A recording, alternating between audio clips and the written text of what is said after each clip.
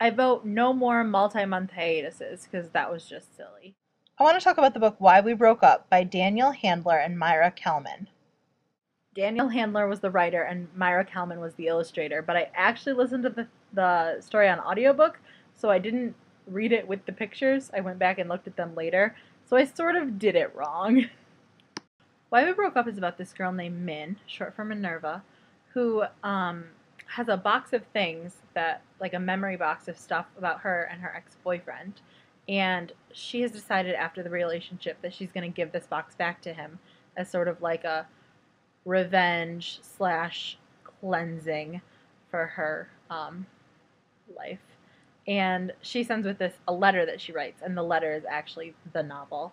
And she goes by the items in the box one by one, and that's what each illustration is. Things like a movie ticket and a bobby pin and a box of matches and this container of sugar that they stole. By the way, what is it with this man and stolen sugar containers?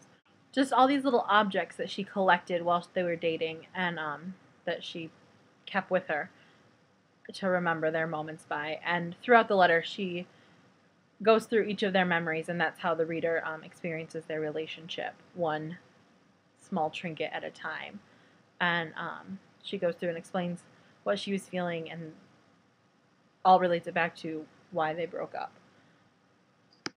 So the first thing in the story that makes their relationship sort of interesting is that they come from two very different social groups in high school.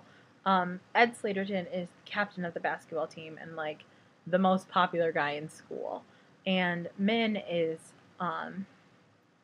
she hangs out with the artsy crowd, but she doesn't herself like being called artsy.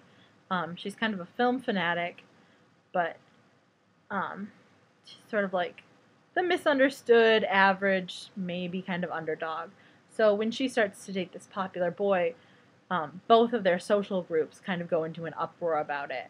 And one thing we see early on is them trying to like fit into each other's lives. They don't really know how to interact with each other, even though they've decided that they like each other. And that's one aspect of the book is them like debunking the status quo and saying, I care about this person, I want to be in a relationship, even though their friends on both sides are saying, like, what on earth are you doing? Stop it. You don't really want to be with this person. We see them kind of be like, yeah, I actually do, even though it all kind of comes down to the,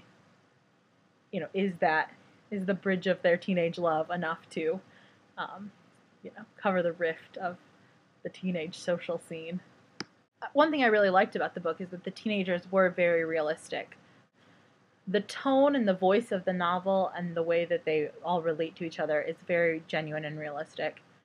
They don't, spout poetry to each other or turn into vampires or do all the other silly things that we see in young adult literature lately sometimes. Another thing I think, and I don't know if this would be a terribly popular opinion with other people who've read the books, but I almost feel like Min, in a way, is Ed's manic pixie dream girl. But it's all told from Min's point of view, so obviously she's not your stereotypical manic pixie dream girl. She doesn't think she's super awesome. And I mean, it doesn't come off as super awesome in that way.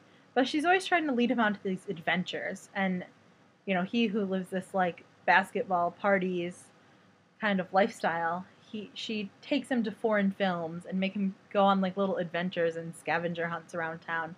And I feel like you kind of see her changing the way he thinks about things, or at least opening his mind to the possibilities of them. And like I feel like if this was a John Green novel and John Green was writing from the popular kid Ed's point of view, then Min would come off a little manic pixie dream girlish. But since it's from her point of view, we see her as a well-rounded character. So while I wouldn't say this book was necessarily like life-changing, it was definitely a really amusing, good read.